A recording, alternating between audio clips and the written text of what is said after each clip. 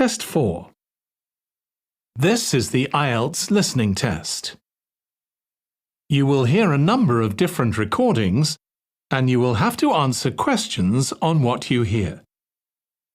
There will be time for you to read the instructions and questions, and you will have a chance to check your work. All the recordings will be played once only.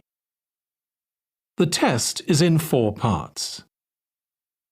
At the end of the test, you will be given 10 minutes to transfer your answers to the answer sheet. Now turn to Part 1.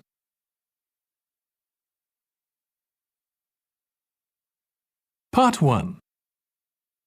You will hear a representative from a train company talking to a woman about her train journey. First, you have some time to look at questions 1 to 6.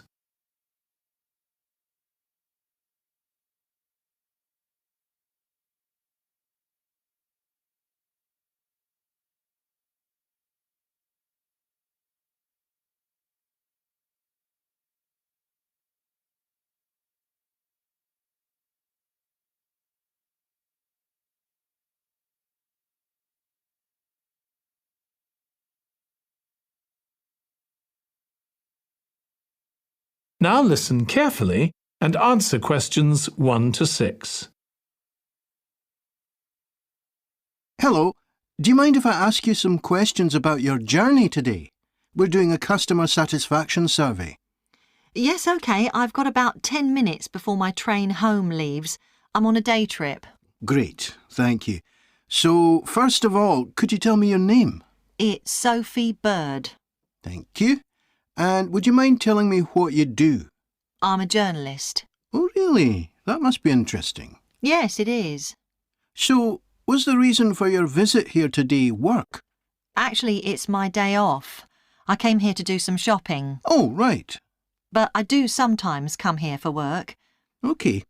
Now, I'd like to ask some questions about your journey today, if that's OK. Yes, no problem. Right. So, can you tell me which station you're travelling back to? Stormforth, where I live. Can I just check the spelling? Staunfirth?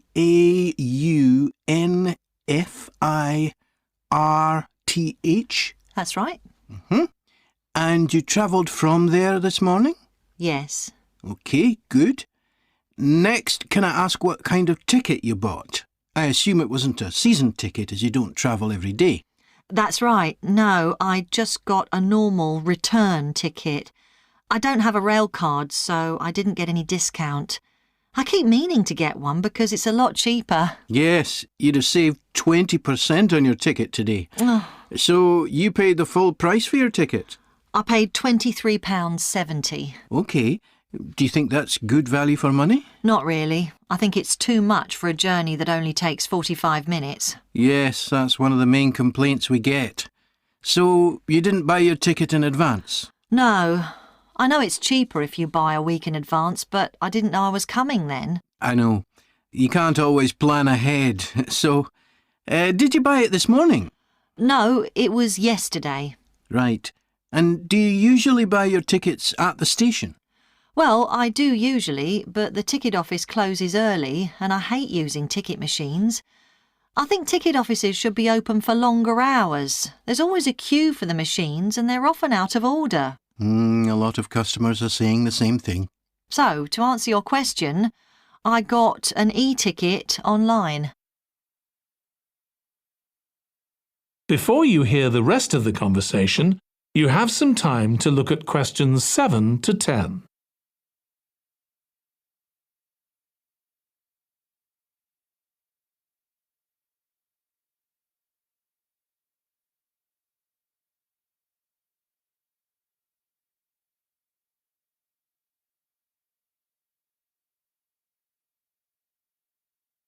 Now listen and answer questions 7 to 10. OK, thank you. Now I'd like to ask you about your satisfaction with your journey. So what would you say you were most satisfied with today? Well, I like the Wi-Fi on the train. It's improved a lot. It makes it easier for me to work if I want to. That's the first time today anyone's mentioned that. Oh. It's good to get some positive feedback on that. Mm. And is there anything you weren't satisfied with? Well, normally the trains run on time and are pretty reliable, but today there was a delay. The train was about 15 minutes behind schedule. OK, I'll put that down. Now, I'd also like to ask about the facilities at the station. You've probably noticed that the whole station's been upgraded. What are you most satisfied with? I think the best thing is that they've improved the amount of information about train times, etc., that's given to passengers. It's much clearer. Before, there was only one board and I couldn't always see it properly, which was frustrating. That's good. And is there anything you're not satisfied with? Let's see. I think things have generally improved a lot. The trains are much more modern and I like the new cafe. But one thing is that there aren't enough places to sit down, especially on the platforms. OK, so I'll put seating down, shall I, as the thing you're least satisfied with? Yes, OK. Can I ask your opinion about some of the other facilities? We'd like feedback on whether people are satisfied, dissatisfied, or neither satisfied nor dissatisfied. OK. What about the parking at the station? Well, to be honest, I don't really have an opinion, as I never use it. So neither satisfied nor dissatisfied for that, then? Yes, I suppose so. OK, and what about the... That is the end of part 1. You now have 1 minute to check your answers to part 1.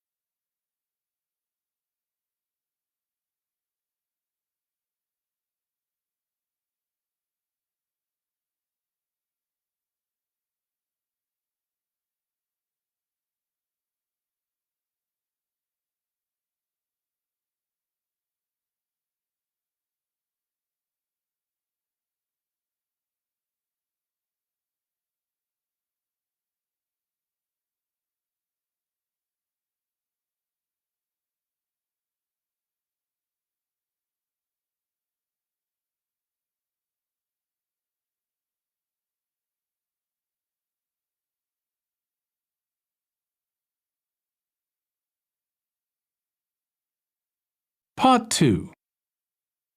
You will hear the chair of a committee on park facilities addressing her local town council about changes that have been made to the park. First, you have some time to look at questions 11 to 16.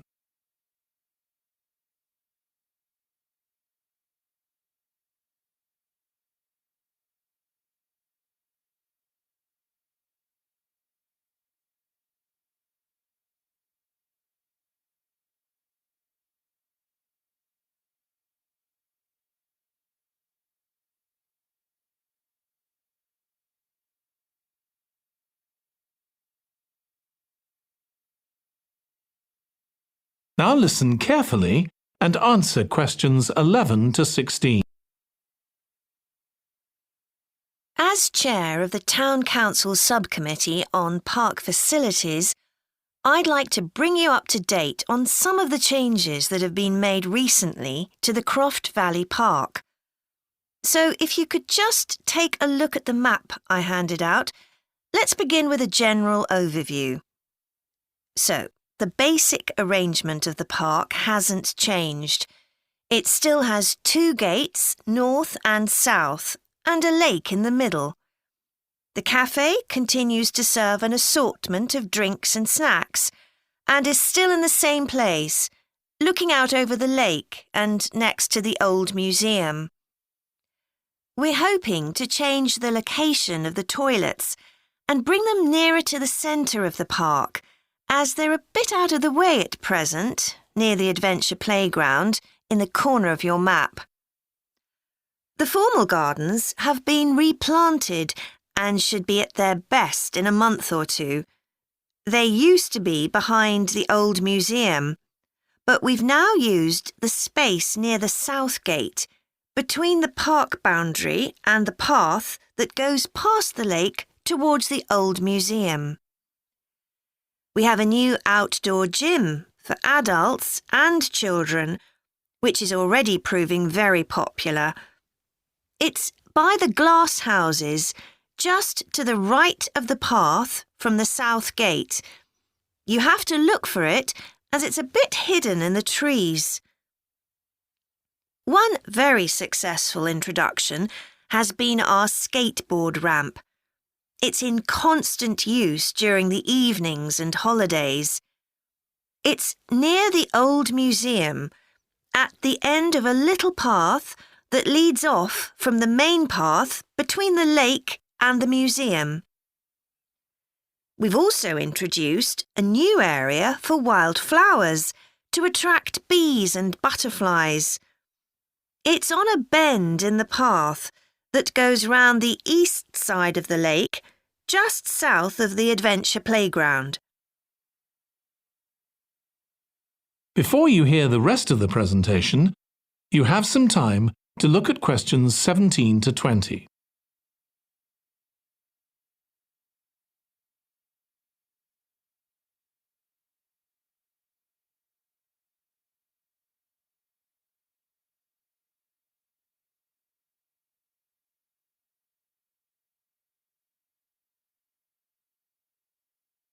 Now listen and answer questions 17 to 20.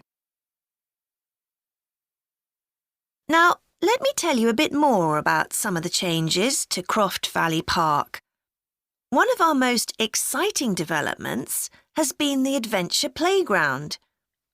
We were aware that we had nowhere for children to let off steam and decided to use our available funds to set up a completely new facility in a large space to the north of the park. It's open year-round, though it closes early in the winter months, and entrance is completely free. Children can choose whatever activities they want to do, irrespective of their age. But we do ask adults not to leave them on their own there. There are plenty of seats where parents can relax and keep an eye on their children at the same time. Lastly, the glass houses. A huge amount of work has been done on them to repair the damage following the disastrous fire that recently destroyed their western side. Over £80,000 was spent on replacing the glass walls and the metal supports, as well as the plants that had been destroyed, although, unfortunately, the collection of tropical palm trees has proved too expensive to replace up to now. At present, the glass houses are open from 10 a.m. to 3 p.m. Mondays to Thursdays, and it's hoped to extend this to the weekends soon. We're grateful to all those who helped us by contributing their time and money to this achievement. The gardens have really been That is the end of part 2. You now have 30 seconds to check your answers to part 2.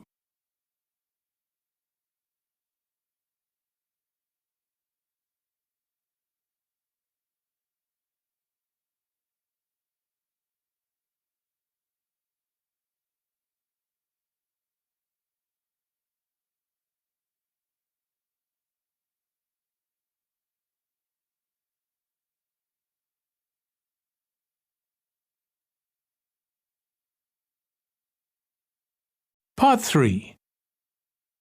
You will hear 2 students of social history called Annie and Jack discussing their presentation about refrigeration. First, you have some time to look at questions 21 to 24.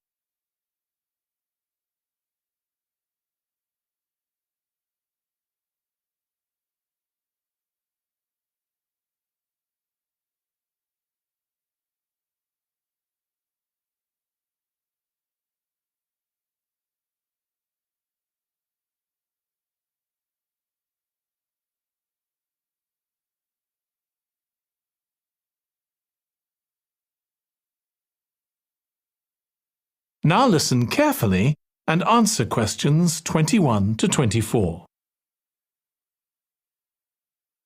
OK, Jack. Before we plan our presentation about refrigeration, let's discuss what we've discovered so far. Fine, Annie, though I have to admit I haven't done much research yet. Nor me. But I found an interesting article about ice houses. I'd seen some 18th and 19th century ones here in the UK, so I knew they were often built in a shady area or underground, close to lakes that might freeze in the winter. Then blocks of ice could be cut and stored in the ice house. But I didn't realise that insulating the blocks with straw or sawdust meant they didn't melt for months. The ancient Romans had refrigeration too. I didn't know that. Yes, pits were dug in the ground and snow was imported from the mountains, even though they were at quite a distance. The snow was stored in the pits. Ice formed at the bottom of it. Both the ice and the snow were then sold. The ice cost more than the snow, and my guess is that only the wealthy members of society could afford it. I wouldn't be surprised. I also came across an article about modern domestic fridges. Several different technologies are used, but they were too complex for me to understand. You have to wonder what happens when people get rid of old ones. You mean because the gases in them are harmful for the environment? Exactly. At least there are now plenty of organisations that will recycle most of the components safely. But of course, some people just dump old fridges in the countryside. It's hard to see how they can be stopped, unfortunately. In the UK, we get rid of 3 million a year altogether. That sounds a lot, especially because fridges hardly ever break down. That's right. In this country, we keep domestic fridges for 11 years on average, and a lot lasts for 20 or more. So if you divide the cost by the number of years you can use a fridge, they're not expensive, compared with some household appliances. True.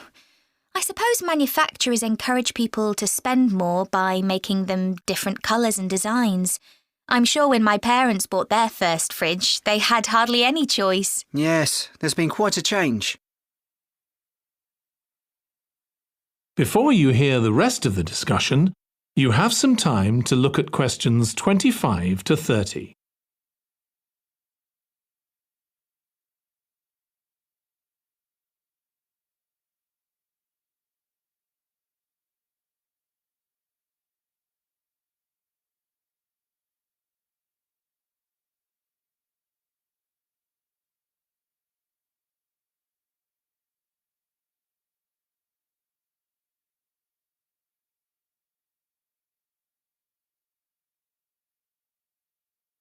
Now listen and answer questions 25 to 30.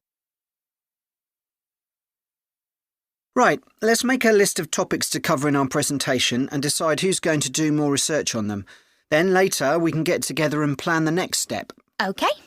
How about starting with how useful refrigeration is and the range of goods that are refrigerated nowadays? Because, of course, it's not just food and drinks. No, I suppose flowers and medicines are refrigerated too. And computers. I could do that, unless you particularly want to. No, that's fine by me.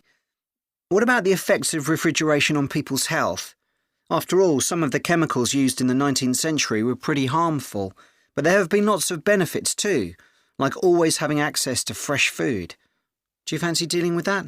I'm not terribly keen, to be honest. Nor me. My mind just goes blank when I read anything about chemicals. Oh, all right then. I'll do you a favour. But you owe me, Jack. OK. What about the effects on food producers, like farmers in poorer countries being able to export their produce to developed countries? Something for you, maybe? I don't mind. It should be quite interesting. I think we should also look at how refrigeration has helped whole cities, like Las Vegas, which couldn't exist without refrigeration because it's in the middle of a desert. Right. I had a quick look at an economics book in the library that's got a chapter about this sort of thing. I could give you the title if you want to do this section. Not particularly, to be honest.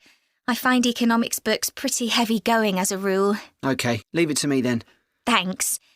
Then there's transport and the difference that refrigerated trucks have made. I wouldn't mind having a go at that. Don't forget trains too.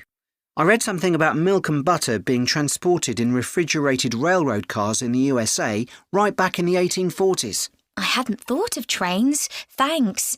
Shall we have a separate section on domestic fridges? After all, they're something everyone's familiar with. What about splitting it into two? You could investigate 19th and 20th century fridges, and I'll concentrate on what's available these days, and how manufacturers differentiate their products from those of their competitors. OK, that'd suit me. That is the end of Part 3. You now have 30 seconds to check your answers to Part 3.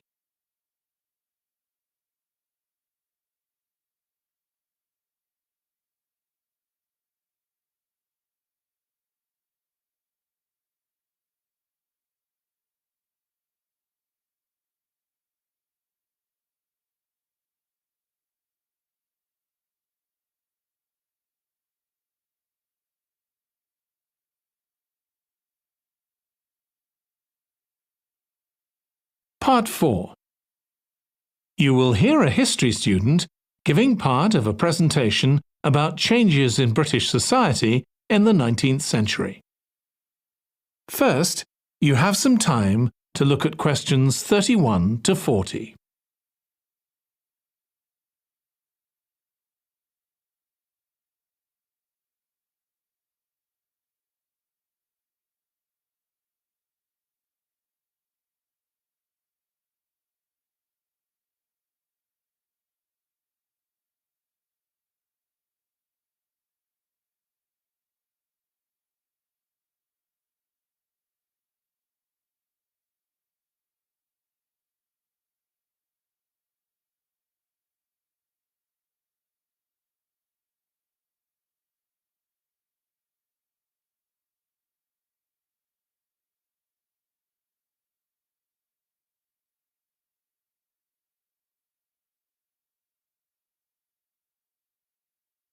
Now listen carefully and answer questions 31 to 40. Hi everyone.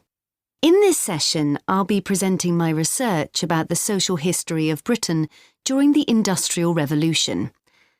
I particularly looked at how ordinary lives were affected by changes that happened at that time. This was a time that saw the beginning of a new phenomenon, consumerism, where buying and selling goods became a major part of ordinary people's lives. In fact, it was in the 19th century that the quantity and quality of people's possessions was used as an indication of the wealth of the country. Before this, the vast majority of people had very few possessions, but all that was changed by the Industrial Revolution. This was the era from the mid-18th to the late 19th century, when improvements in how goods were made, as well as in technology, triggered massive social changes that transformed life for just about everybody in several key areas. First, let's look at manufacturing. When it comes to manufacturing, we tend to think of the Industrial Revolution in images of steam engines and coal. And it's true that the Industrial Revolution couldn't have taken place at all if it weren't for these new sources of power. They marked an important shift away from the traditional watermills and windmills that had dominated before this. The most advanced industry for much of the 19th century was textiles. This meant that fashionable fabrics and lace and ribbons were made available to everyone. Before the Industrial Revolution, most people made goods to sell in small workshops, often in their own homes. But enormous new machines were now being created that could produce the goods faster and on a larger scale, and these required a lot more space. So large factories were built, replacing the workshops and forcing workers to travel to work. In fact, large numbers of people migrated from villages into towns as a result.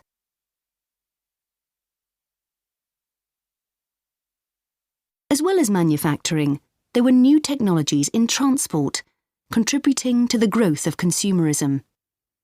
The horse-drawn stagecoaches and carts of the 18th century which carried very few people and goods and travelled slowly along poorly surfaced roads, were gradually replaced by the numerous canals that were constructed. These were particularly important for the transportation of goods. The canals gradually fell out of use, though, as railways were developed, becoming the main way of moving goods and people from one end of the country to the other.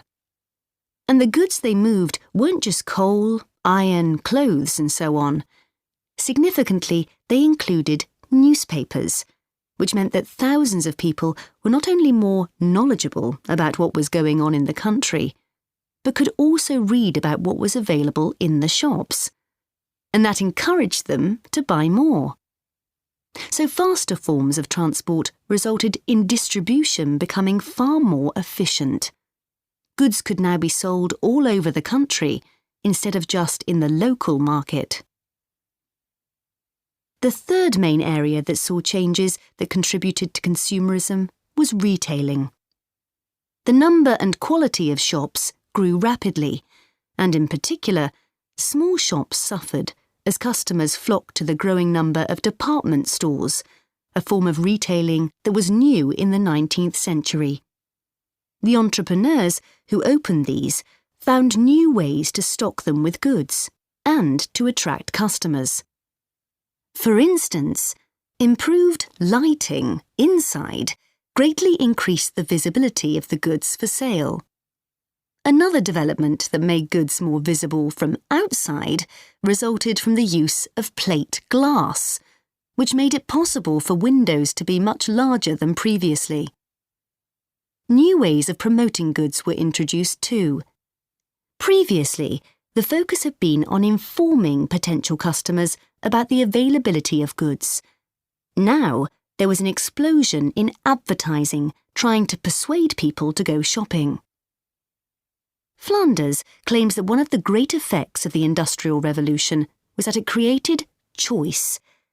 All sorts of things that had previously been luxuries, from sugar to cutlery, became conveniences, and before long they turned into necessities.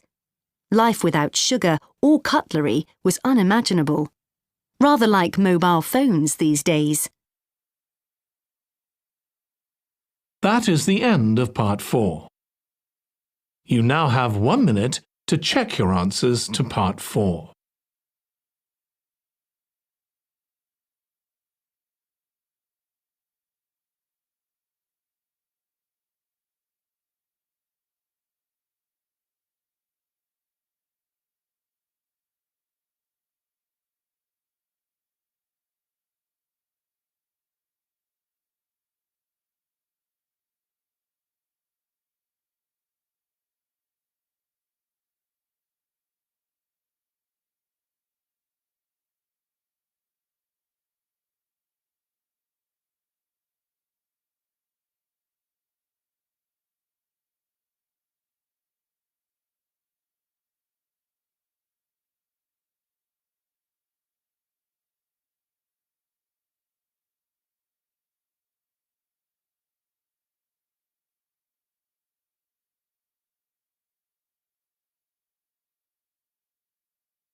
That is the end of the listening test. In the IELTS test, you would now have 10 minutes to transfer your answers to the answer sheet.